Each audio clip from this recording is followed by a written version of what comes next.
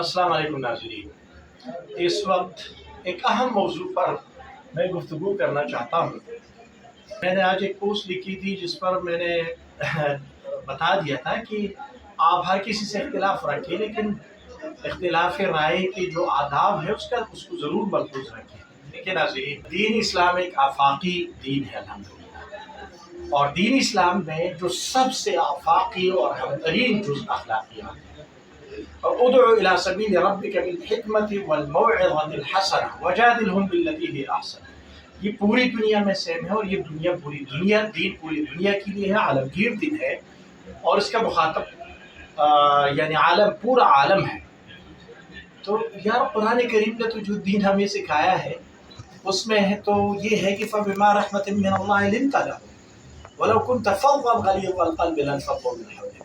उसमें तो हमें अखलाकियात सिखाया गया, और उसमें तो हमें ये सिखाया गया है कि क़यामत के दिन जो पढ़ने में सबसे भारी अमल होगा वो अखलाकियात होंगे।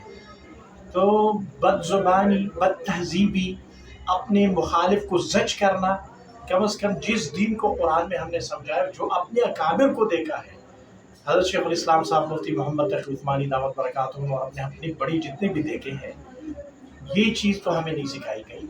कम अज़ कम मैं समझता हूँ आजकल अगर कोई दीन का दावेदार है, सूरह हुजुरात को जो माशरती आदाब अखलाकियात सिखाते हैं, सूरह हुजुरात की उसूल और ज़वाबित पढ़ लिया।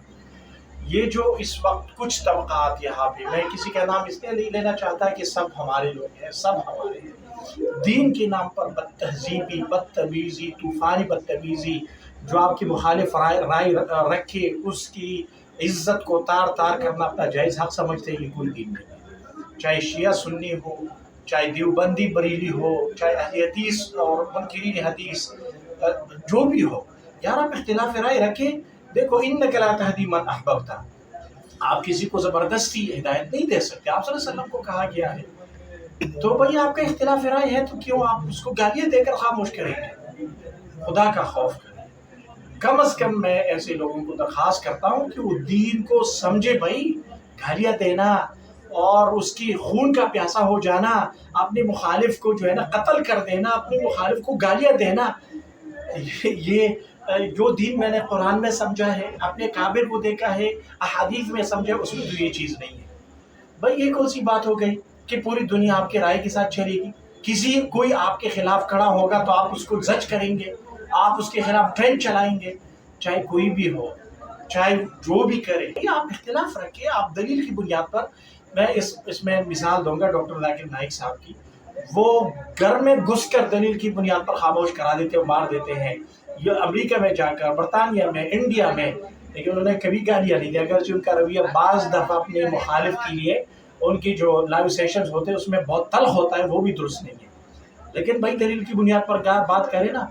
अब मैंने आज एक कमेंट, बहुत सारे कमेंट मैंने डिलीट किए और बहुत सारे मैंने वो हाइड कर दिए अल्लाह माफ़ करे।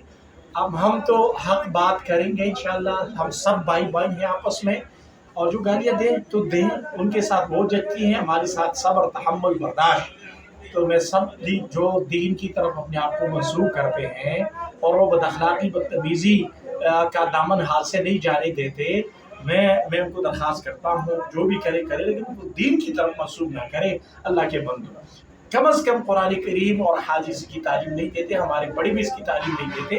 जो आपने सीखा है, गलत सीखा है, इस पर नज़रसानी करे। भाई, सूरह हुजुरात को कभी बैठकर तन्हाई में पढ़े। जज़ाकुमुल्लाह खैर। अस्सलाम।